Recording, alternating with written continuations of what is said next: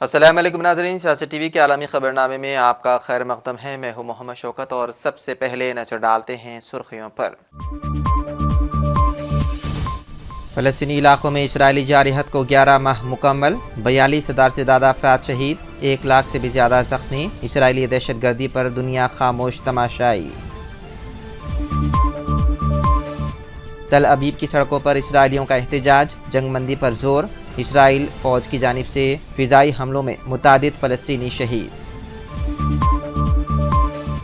امریکہ کی سابق نائب صدر ڈک چینی نے کملا ہیرس کی حمایت کا کیا اعلان، کہا امریکہ کے لیے کوئی شخص اتنا بڑا خطرہ نہیں جتنا ہے ڈونلڈ ٹرمپ۔ ایلون مسک بہت جلد دنیا کے پہلے ٹریلینئر بننے کے قریب، گوتم اڈانی دنیا کے دوسرے ٹریلینئر ہو سکتے ہیں، رپورٹ میں دعویٰ۔ ایشیا میں رواں سال کا سب سے طاقتور طوفان یاگی چین کے بعد ویتنام سے ٹکرا گیا، مختلف حادثات میں 9 افراد ہلاک۔ اور مغربی افریقہ میں شدید بارش اور سیلاب، تقریباً 10 لاکھ لوگ اپنا گھر بار چھوڑنے پر ہوئے مجبور۔ اور اب پیش ہے خبروں کی تفصیل۔ غزہ سمیت دیگر مقبوضہ فلسطینی علاقوں میں اسرائیلی جارحیت کو 11 ماہ مکمل ہو چکے ہیں، مگر امریکہ اور اقوام متحدہ سمیت تمام بین الاقوامی قوتیں صہیونی ریاست کو حملے روکنے پر مجبور نہ کر سکے۔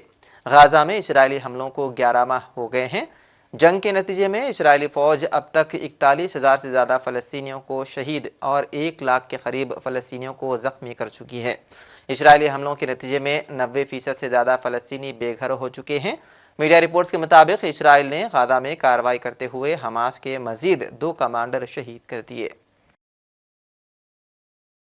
اسرائیلی حکومت کی یرغمالیوں کو غزہ سے نکالنے پر ناکامی پر ایک مرتبہ پھر دارالحکومت تل ابیب کی سڑکوں پر شہری بڑی تعداد میں نکل آئے، جبکہ سنیچر کی رات گئے اسرائیل فوج کی جانب سے فضائی حملوں میں متعدد فلسطینی شہید ہوئے۔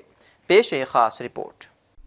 اسرائیلی حکومت کی یرغمالیوں کو غزہ سے نکالنے میں ناکامی پر ایک مرتبہ پھر دارالحکومت تل ابیب کی سڑکوں پر شہری بڑی تعداد میں نکل آئے، جبکہ سنیچر کی رات گئے اسرائیل کی فوج کی جانب سے فضائی حملوں میں متعدد فلسطینی بھی شہید ہو گئے ہیں۔ حالیہ مظاہرہ ایک ہفتہ قبل ہونے والے احتجاج کے بعد ہوا، جب غزہ میں 6 یرغمالیوں کی لاشیں ملنے کے بعد اسرائیلی شہری بڑی تعداد میں نکل گئے تھے، ملک بھر میں ہڑتال کی کال دی تھی۔ تل ابیب میں مظاہرے میں شریک یرغمالی کے رشتہ دار نے کہا، جو لوگ باہر نکلنے میں ہچکچاہٹ محسوس کرتے تھے، جو مظاہروں میں شرکت کے عادی نہیں تھے، جو اداس ہیں لیکن ذاتی طور پر دکھ کو محسوس کرتے ہیں، اور اب سمجھ آ گئی ہے کہ ہماری آواز کو متحد ہو کر ایک بڑے شور میں تبدیل ہونا پڑے گا کہ معاہدے کے ذریعے یرغمالیوں کو واپس لایا جائے، ان کی زندگیوں کو خطرے میں نہ ڈالا جائے۔ اسرائیل کو جنگ بندی کے معاہدے کے حوالے سے امریکہ اور دیگر اتحادی ممالک کی جانب سے دباؤ کا سامنا ہے، لیکن وزیر اعظم اسرائیل بضد ہے کہ فلاڈیلفی راہداری پر اسرائیل کا کنٹرول قائم رہنا چاہیے۔ دوسری جانب اسرائیل کی جانب سے فوجی کارروائیوں کے دوران غزہ میں پولیو مہم کا دوسرا بڑا مرحلہ مکمل ہو گیا ہے، جبکہ تیسرا مرحلہ شمالی علاقوں میں جلد شروع کیا جائے گا۔ وسطی غزہ میں سنیچر کو رات گئے فضائی حملے میں ایک رہائشی عمارت کو نشانہ بنایا گیا، جس میں 4 فلسطینی شہید اور کم از کم 10 زخمی ہو گئے، جبکہ ایک اور گھر پر حملے میں 5 افراد شہید ہو گئے۔ وسطی غزہ میں الاقصی شہداء اسپتال کی انتظامیہ نے کہا، البرج پناہ گزین کیمپ کے قریب ایک اور گھر پر حملے میں ایک خاتون اور اس کے 2 بچے شہید ہو گئے۔ شمالی غزہ میں جبالیہ کے علاقے میں شیلٹر میں تبدیل کی گئی اسکول کی عمارت کو بھی اسرائیل نے نشانہ بنا دیا، جس میں کم از کم 4 افراد شہید ہو گئے، متعدد زخمی بھی ہو گئے ہیں۔ ہم آپ کو بتا دیں کہ حماس کی جانب سے اسرائیل پر 7 اکتوبر کو کیے جانے حملے کے رد عمل میں اب تک فلسطین میں تقریباً 42,000 سے بھی زائد فلسطینی شہید ہو گئے ہیں، جبکہ تقریباً 1 لاکھ افراد زخمی ہیں۔ غزہ کے بعد مغربی کنارے میں بھی پرتشدد کارروائیوں میں اضافہ ہوا۔ جنین میں 1 دن تک جاری رہنے والے فوجی آپریشن میں متعدد افراد شہید ہو گئے۔ 5 لاکھ سے بھی زیادہ اسرائیلی آباد کار مغربی کنارے میں بستے ہیں، جس پر سن 1967 کی جنگ میں اسرائیل نے قبضہ کر لیا تھا۔ فلسطینی صحت کے مطابق اکتوبر میں شروع ہونے والی لڑائی کے بعد سے اسرائیلی حملوں، اسرائیلیوں پر فلسطینی عسکری پتوں کے حملوں اور اسرائیلی آبادکاروں کے فلسطینیوں پر حملے میں اب تک 690 سے زائد فلسطینی مغربی کنارے میں شہید ہو گئے ہیں۔ بیورو رپورٹ، سیاست ٹی وی۔ غزہ میں اسرائیلی جارحیت کے خلاف برطانیہ میں بڑا مظاہرہ کیا گیا۔ اسرائیلی حملوں کے 11 ماہ مکمل ہونے پر لندن میں ہزاروں افراد نے فلسطینیوں سے اظہار یکجہتی کیا۔ فلسطینی پرچم اٹھائے مظاہرین نے سڑکوں پر مارچ کیا، اسرائیل کو ہتھیاروں کی فراہمی روکنے اور غزہ پر اسرائیلی حملے بند کرنے کا مطالبہ کیا گیا۔ اس کے علاوہ سویڈن کے دارالحکومت اسٹاک ہوم میں بھی احتجاج کیا گیا۔ مظاہرین نے غزہ میں اسرائیل کے جنگی جرائم رکوانے کا مطالبہ کیا۔ امریکہ کے ریپبلکن رہنما اور سابق نائب صدر ڈک چینی نے ڈیموکریٹک صدارتی امیدوار کملا ہیرس کی حمایت کا اعلان کر دیا۔ ڈک چینی نے کملا کی حمایت حاصل ہوئی۔ ڈک چینی سابق صدر جارج بش کے دور میں سن 2001 سے 2009 تک امریکہ کے نائب صدر رہے۔ یاد رہے کہ امریکہ میں رواں سال 5 نومبر کو صدارتی الیکشن کے لیے ووٹنگ ہونی ہے۔ ڈونلڈ ٹرمپ نے صدارتی انتخابات کے دوران دھوکہ دہی کرنے والوں کو خبردار کیا ہے۔ جیتنے پر وہ ان کے خلاف قانونی کارروائی کریں گے، جس میں طویل مدتی قید کی سزا بھی شامل ہے۔ سابق امریکی صدر ڈونلڈ ٹرمپ نے اپنے سوشل میڈیا پلیٹ فارم پر لکھا، دھوکہ دہی کرنے والوں کے خلاف مقدمہ چلایا جائے گا اور زیادہ سے زیادہ سزا، جس میں طویل مدتی قید بھی شامل ہے، پر زور دیا جائے گا تاکہ انصاف کی یہ بددیانتی دوبارہ نہ ہو سکے۔ انہوں نے مزید کہا کہ خبردار رہیں، قانونی کارروائی وکلاء، انتخابی مہم چلانے والوں، ڈونرز، غیر قانونی ووٹرز اور بدعنوان انتخابی عملے کے خلاف بھی ہو سکتی ہے۔ Elon Musk Tesla, space x اور ایکس یعنی کہ ٹویٹر جیسی کمپنیوں کے مالک ہیں اور وہ بہت جلد دنیا کے پہلے ٹریلینئر بننے کے قریب ہیں۔ رپورٹ کے مطابق ایلون مسک کی دولت میں سالانہ 110% کی اوسط سے اضافہ ہو رہا ہے، جو اس وقت $251 ارب کے ساتھ دنیا کے امیر ترین شخص ہیں۔ رپورٹ میں مزید بتایا گیا ہے کہ تاجر گوتم اڈانی دنیا کے دوسرے ٹریلینئر ہو سکتے ہیں۔ فرانس اور جرمنی میں یہودیوں کے قتل کی ایرانی منصوبہ بندی میں ملوث پائے جانے والے جوڑے پر پیرس کی عدالت نے فرد جرم عائد کر دی۔ مارکو پولو کے نام سے یہ کیس جمعرات کو منظر عام پر آیا ہے۔ پیش ہے خاص رپورٹ۔ فرانس اور جرمنی میں یہودیوں کے قتل کی ایرانی منصوبہ بندی میں ملوث پائے جانے والے جوڑے پر پیرس کی عدالت نے فرد جرم عائد کر دی ہے۔ 34 سالہ عبدالکریم اور ان کی 33 سالہ پارٹنر سبرینا پر ایک مجرمانہ دہشت گرد تنظیم کے ساتھ سازش کے الزام میں 4 مئی کو جرم عائد کی گئی تھی اور جوڑے کو مقدمے سے پہلے حراست میں رکھا گیا تھا۔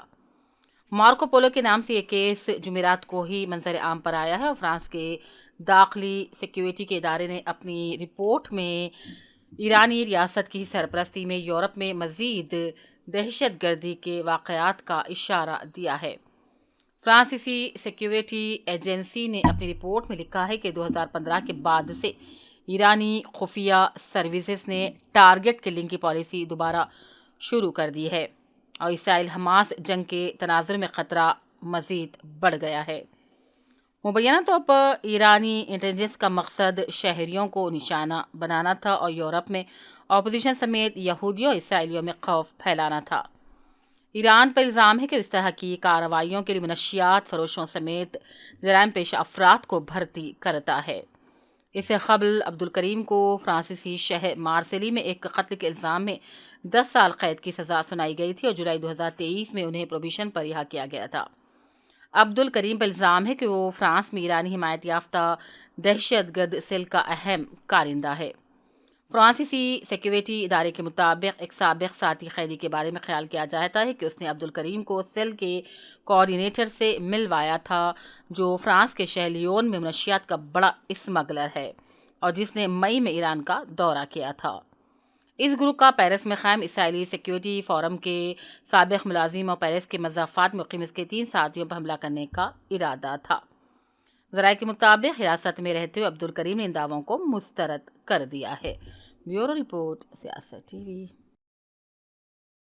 ایشیا میں رواں سال کا سب سے طاقتور طوفان یاگی چین کے بعد ویتنام سے ٹکرا گیا، جس میں مختلف حادثات میں 9 افراد ہلاک ہو گئے ہیں۔ ویتنام کے شمالی علاقوں میں طوفانی ہواؤں سے گھروں کی چھتیں اڑ گئی۔ طوفان کی زد میں آ کر 12 لاپتہ اور 78 زخمی ہو گئے۔ اس سے قبل چین میں طوفان کے باعث بجلی گرنے، شدید بارش اور 145 میل فی گھنٹے کی رفتار کی ہواؤں سے درخت جڑ سے اکھڑ گئے تھے، جس سے 2 افراد ہلاک اور 92 زخمی ہوئے تھے۔ مغربی افریقہ میں تقریباً 10 لاکھ لوگوں کو شدید بارشوں اور سیلاب کی وجہ سے اپنا گھر بار چھوڑنا پڑا۔ بین الاقوامی تنظیم سیو دی چلڈرن کے بیان میں کہا گیا ہے کہ شدید بارشوں اور سیلاب سے نظام زندگی منفی طور پر متاثر ہوئی۔ بیان میں کہا گیا ہے کہ اس وجہ سے مالی، نائجر اور نائجیریا میں تقریباً 10 لاکھ لوگوں کو اپنا گھر بار چھوڑ کر ہجرت کرنی پڑی۔